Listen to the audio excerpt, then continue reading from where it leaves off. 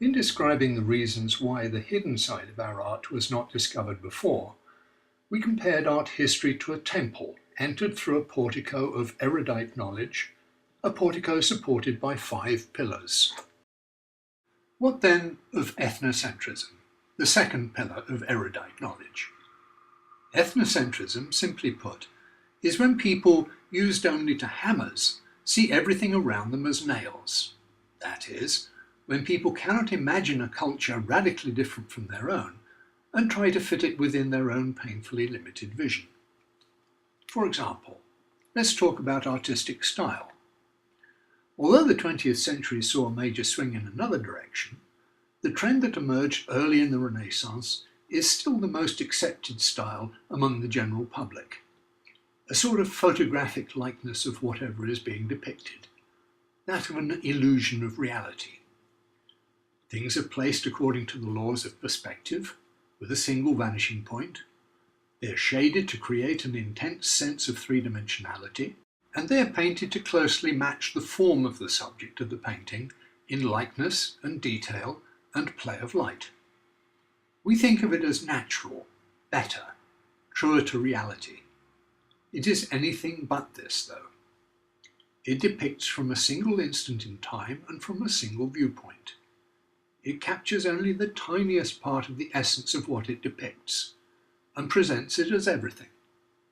It gives little idea of process, system, change, growth, decay, development. That is to say, what the subject of the painting would truly be like to live with. To take a dramatic example, let's compare a sketch made on the back of one of Leonardo's pages of notes. He kept notes on everything. The sketch depicts Pope Julius II, and we can compare it to a portrait of the same man painted a few years later by Raphael. At first glance, the first one seems to be a bit of childlike obscene graffiti, and Raphael's work a masterpiece capturing a tragic personality. The background to both depictions was the same. His Holiness had a reputation for liking young men, very young men, and he had few scruples about how to get what he wanted. He was belligerent and abusive in the extreme. He took other cities by force of arms, burning, sacking, and murdering at will. He approved of the slave trade, the sale of time off in purgatory, and the sale of cardinals' hats. And to aggrandize himself, in his own words, he wanted to build the biggest tomb in Christendom and the biggest church to show it off. Went St. Peter's. Michelangelo accused him of having raped him and all his 4 brothers at one time or another, and of having been complicit in the murder of his nephew when he refused the advances.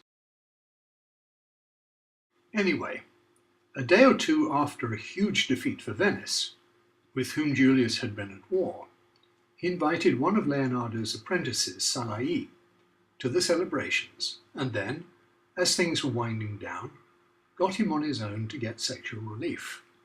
The boy, just 11, had a friend with him though, a 17-year-old slave called Ali, the boy who drew the picture. And Ali was tough and not afraid of anyone.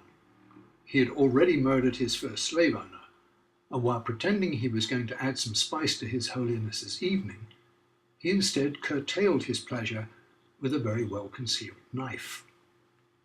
The pontiff vanished from the pages of history for several months, and his spirit was broken. He grew a beard, something no pope had done in centuries, to try to prove that it hadn't happened, but he could not convince himself. Ali's drawing shows the Holy Father as a penis with running legs, closely followed by another one with the name of the Pope's long-term lover, Gian Giordano Orsini. He depicts him scurrying in the direction of the lad that he, that is Ali, was protecting, and shows the boy's father as the Pope's tail, happily waving him on for his own advantage. The X needs little explanation. But written on what seems to be Ali's dark sword are the words Carpe diem, seize the day. Quoting in Latin may not sit well with our stereotype of a slave, but it is exactly what he wrote. There is a lot more there I don't have time to mention now, but in short, Ali and the boys survived, and they and Leonardo very hastily fled Rome until the Pope died. Indeed, they fled Europe, but that is another story. The point here is that Ali's commentary describes an entire situation. It depicts the subject in a way that tells what the villain was, who he hung out with, what he did, what the victim's father didn't do, and what the victim's friend did to save him. We may find it rude and technically lacking, but it tells a big chunk of a horrific truth. Compare now with Raphael's painting. Magnificently painted, perfect three-dimensionality, wonderful perspective, astonishing detail. It captures a sad old man in inconsolable despair. It reaches out to one's heartstrings and tugs them.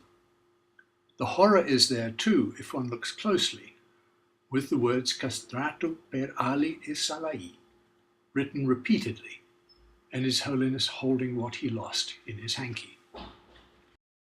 It is a sales job.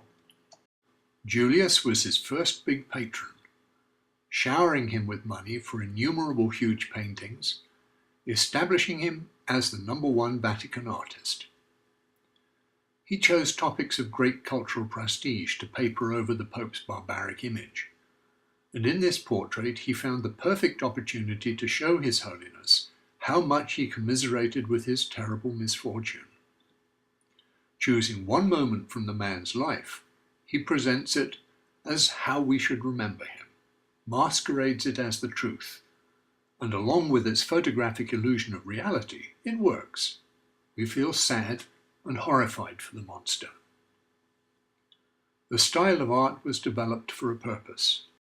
It was created by a family that had based its wealth on the sale of the richest and most sumptuous of fabrics, extravagant jewelry, and exquisite tapestries.